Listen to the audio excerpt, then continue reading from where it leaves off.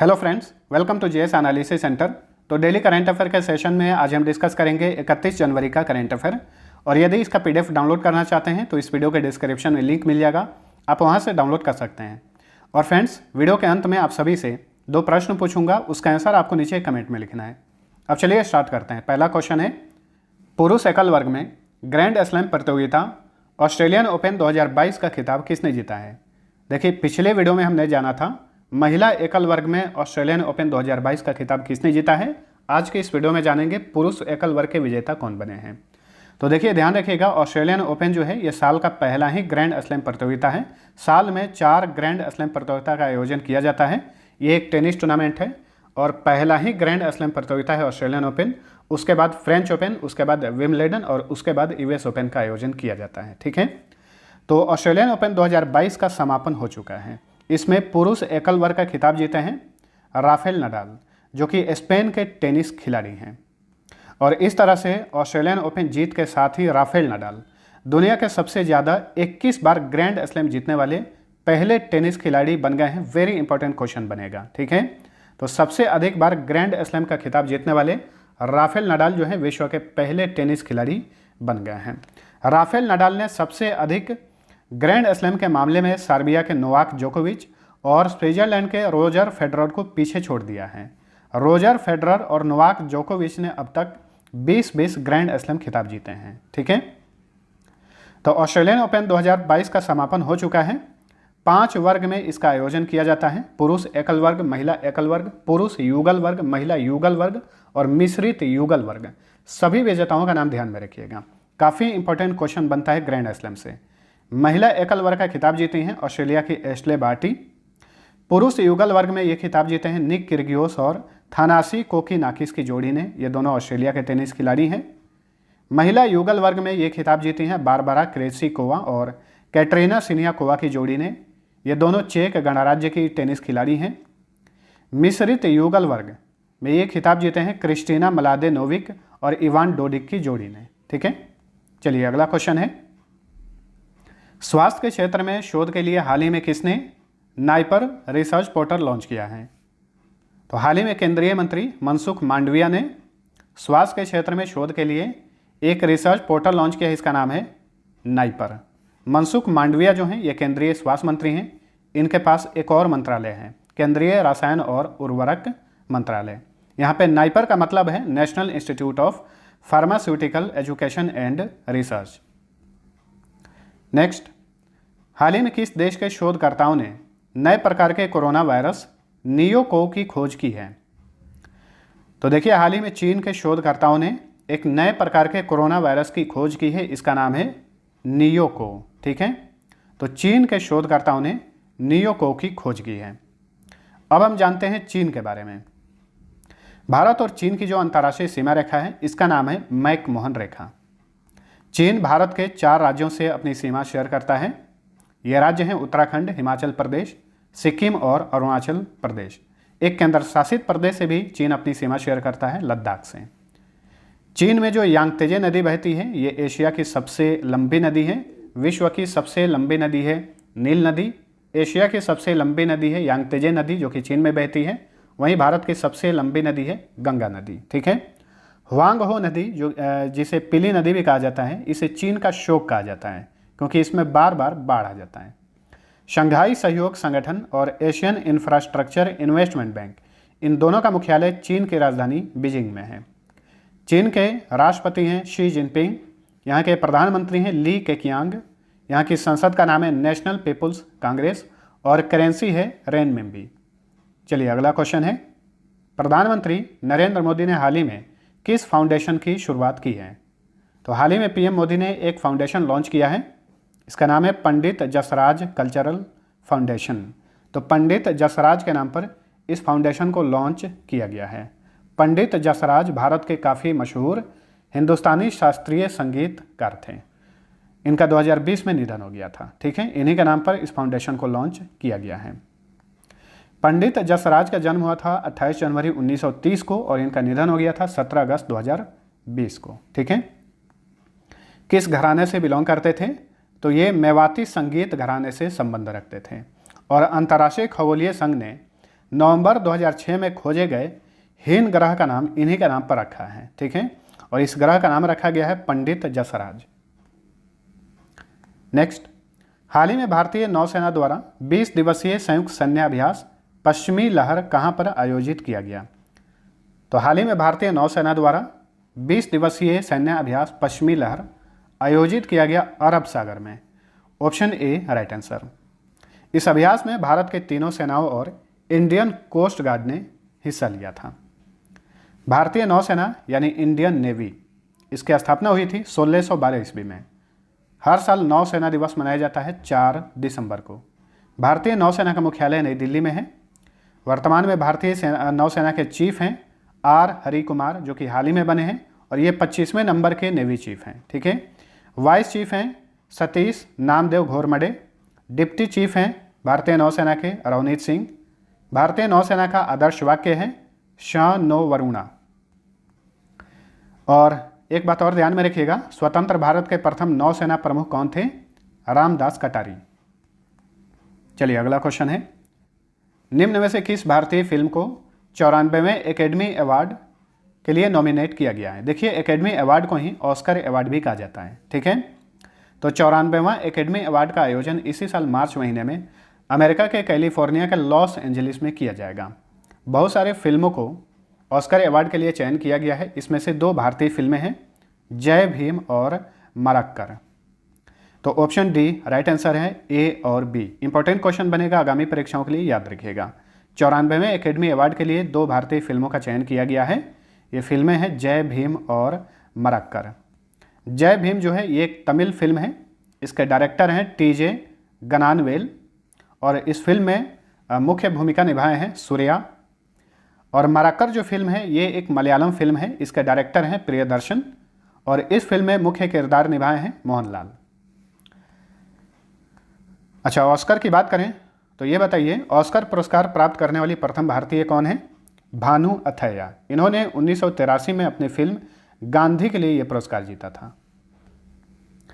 चलिए अगला क्वेश्चन है, 30 जनवरी को पूरे भारत में कौन सा दिवस मनाया जाता है? तो देखिए, 30 जनवरी को भारत में शहीद दिवस मनाया जाता है। Option A right answer. इसी दिन ये दिवस क्यों मनाया जाता है? क्योंकि 30 जनवरी 1948 को नथुराम गोडसे ने महात्मा गांधी की हत्या कर दी थी। इसी वजह से 30 जनवरी को भारत में हर साल शहीद दिवस मनाया जाता है। वैसे ध्यान में रखिएगा, भारत में एक साल में 2 बार शहीद दिवस मनाया जाता है। एक बार 30 जनवरी को, और उसके बाद 23 मार्च को भी भारत में शहीद दिवस मनाया जाता है। और 23 मार्च को ये दिवस क्यों मनाया जाता है? क्योंकि इसी दिन अंग्रेजों ने भारत के प्रसिद्ध स्वतंत्रता सेनानी भगत सिंह, राजगुरु और सुखदेव को फांसी दे दी थी। तो इसी वजह से 23 मार्च को भारत में शहीद दिवस मनाया जाता है, 2 बार, 23 मार्च को और 30 जनवरी को। ऑप्शन में और भी दिवस हैं, जैसे कि जनजातीय गौरव दिवस। इसकी घोषणा हाल ही फिलहाल में की गई है। भारत में अब हर साल 15 नवंबर को जनजातीय गौरव दिवस मनाया जाएगा, ठीक है। सुशासन दिवस, अटल बिहारी वाजपेयी जो कि भारत के पूर्व प्रधानमंत्री थे, उनके जन्म दिवस पर हर साल 25 दिसंबर को ये दिवस मनाया जाता है। पराक्रम दिवस, अब हर साल 23 जनवरी को सुभाष चंद्र बोस की जयंती के अवसर पर यह दिवस मनाया जाएगा। तो 2 नए दिवस का निर्माण किया गया है, याद रखिएगा। जनजातीय गौरव दिवस 15 नवंबर को और पराक्रम दिवस 23 जनवरी को हर साल मनाया जाएगा। चलिए अगला क्वेश्चन है, हाल ही में केंद्रीय इलेक्ट्रॉनिक्स और सूचना प्रौद्योगिकी मंत्रालय ने भारत को किस वर्ष तक $300 billion electronics manufacturing power house में बदलने का लक्ष्य निर्धारित किया है? तो हाल ही में केंद्र सरकार ने भारत को 2026 तक यानी अगले 5 वर्षों में भारत को $300 billion electronics manufacturing power house में बदलने का लक्ष्य निर्धारित किया है, ठीक है। भारत की वर्तमान में इलेक्ट्रॉनिक्स मैन्युफैक्चरिंग क्षमता है $75 बिलियन, जिसे 2026 तक $300 बिलियन करने का लक्ष्य रखा गया है। नेक्स्ट, 30 जनवरी 2022 को किस विषय के साथ विश्व कुष्ठ रोग दिवस मनाया गया? तो देखिए, हर साल जनवरी माह के अंतिम रविवार को पूरे विश्व भर में विश्व कुष्ठ रोग दिवस मनाया जाता है। तो इस बार जनवरी माह का अंतिम रविवार पड़ा 30 जनवरी को, इसलिए पूरे विश्व भर में 30 जनवरी को विश्व कुष्ठ रोग दिवस मनाया गया। अगर आपसे क्वेश्चन पूछे कि भारत में विश्व कुष्ठ रोग दिवस कब मनाया जाता है, तो हर साल 30 जनवरी को भारत में ये दिवस मनाया जाता है। भारत में डेट फिक्स है, लेकिन पूरे विश्व भर के लिए डेट फिक्स नहीं है, बल्कि जनवरी माह के अंतिम रविवार को ये दिवस मनाया जाता है। 2022 का थीम है यानी विषय है united for dignity, option C right answer. 2021 में इस दिवस का थीम था beat leprosy, and stigma and advocate for mental wellbeing. वहीं 2022 में इस दिवस का थीम है यूनाइटेड फॉर डिग्निटी। अब यहाँ पे कुष्ठ रोग का बात की है, इसके बारे में जान लीजिए। कुष्ठ रोग को हैंसेन का रोग भी कहा जाता है, ठीक है। तो कुष्ठ रोग किस बैक्टीरिया से होता है?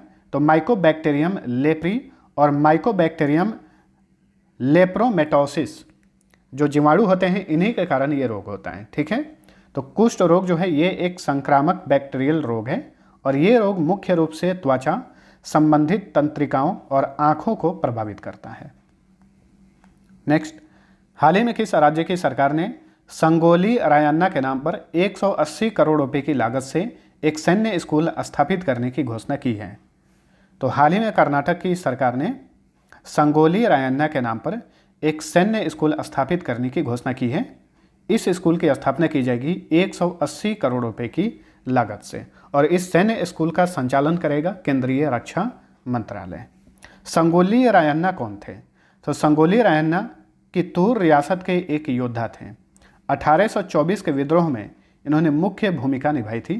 तो इन्हीं के नाम पर एक सैन्य स्कूल स्थापित किया जाएगा कर्नाटक में।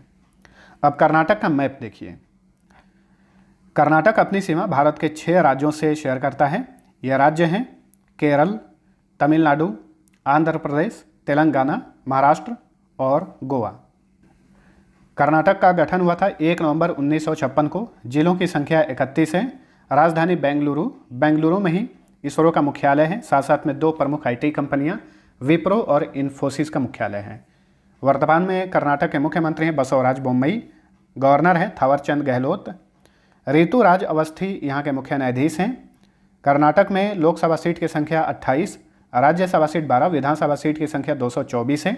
यहाँ पर विधान परिषद भी है, इसकी सीट की संख्या 75 है, ठीक है। भारत में वर्तमान में 6 राज्यों में विधान परिषद है, उत्तर प्रदेश, बिहार, महाराष्ट्र, कर्नाटक, आंध्र प्रदेश और तेलंगाना। कर्नाटक का राजकीय फूल कमल, राजकीय पक्षी नीलकंठ, राजकीय पशु हाथी और राजकीय पेड़ चंदन है।